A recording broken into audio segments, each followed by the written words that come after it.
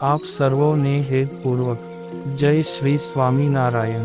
આજની સત્સંગ કથા વાર્તા નિજ મંદિર સાવરકુંડલા। પવિત્ર માઘ માસ વિશેષ। આજે આપણે સત્સંગ કથા વાર્તા અંતર્ગત શ્રી વેદરસ કથા સાંભળશું। સાચા સિદ્ધ યોગી તે યોગી કેવો છે? તો અચિંત્ય છે શક્તિ જેની, એવા જે નારાયણ તેને વિશે જે મનની ધારણા તેના બળને આશરે રહે છે, અને પરના દેહને વિશે પ્રવેશ કરવાને ઈચ્છતો એવો જે સિદ્ધ તે પરના દેહને વિશે પોતાના આત્માનું ચિંતવન કરે, તે વાર પછી પોતાનો પિંડ જે દેહ તેનો ત્યાગ કરીને પ્રધાન લિંગ શરીરની છે ઉપાધિ જેને, એવો વાયુરૂપ થકો ભમરાની પેઠે પરના શરીરને વિશે પ્રવેશ કરે છે।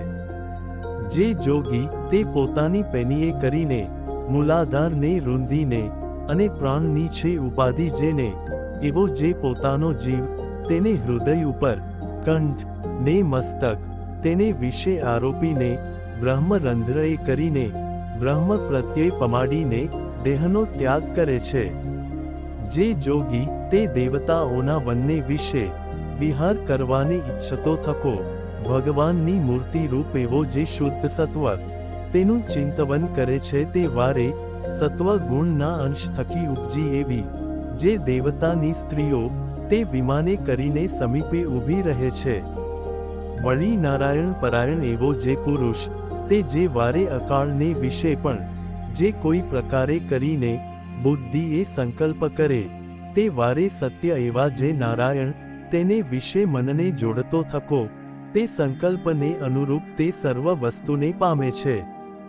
અને વળી જે પુરુષ તે સર્વના નિયંતા સ્વતંત્ર એવા જે નારાયણ તેના સ્વભાવને પામ્યો છે, તેની આજ્ઞા તે કોઈથી હણાતી નથી।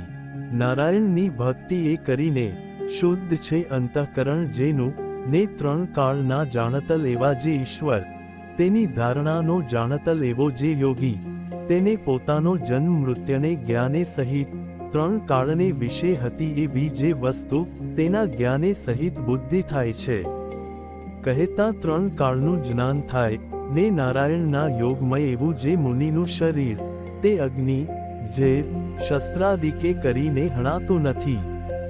તે મુનિ કેવા છે? તો અગ્નિ આદિક સર્વ ઉપાધિ થકી રહિત જે ભગવાન છે, તે ભગવાનનો જે યોગ તેણે કરીને શાંત છે ચિત્ત જેનું તેવા છે। ને જેમ જળ જંતુને જળ જે હણતલ નથી થાતું, તેમ યોગીના શરીરને અગ્નિ આદિક બાળતા નથી।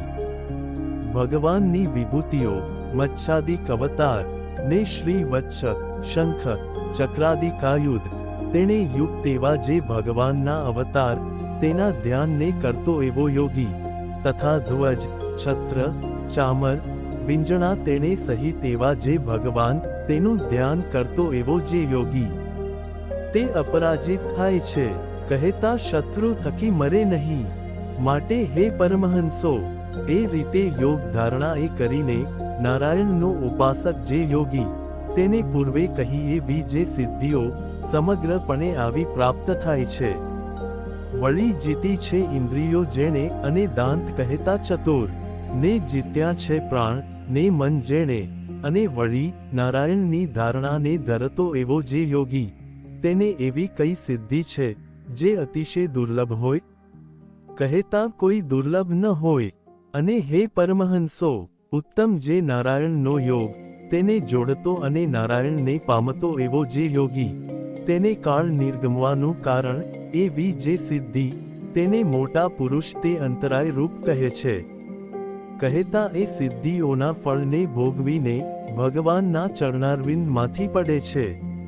માટે સિદ્ધિઓનો ભોગ જે જોબન ને વૃદ્ધ એવી અવસ્થા એ યુક્ત જે દેહ તેને કરીને ભોગવાય છે, ને તેને માથે તો કાળનો ભય છે। માટે પરમહંસો, મોક્ષની ઈચ્છા વાળો જે મુમુક્ષુ તેણે નારાયણ સિવાય અન્ય કાંઈ પણ ઈચ્છવું નહીં। ઇતિ શ્રી સિદ્ધિ પ્રકરણમ સંપૂર્ણમ। અને હવે પછીની કથા વાર્તા આપણે આગળના ભાગમાં સાંભળશું। અત્યારે આપ સર્વોને ભાવથી જય શ્રી સ્વામિનારાયણ।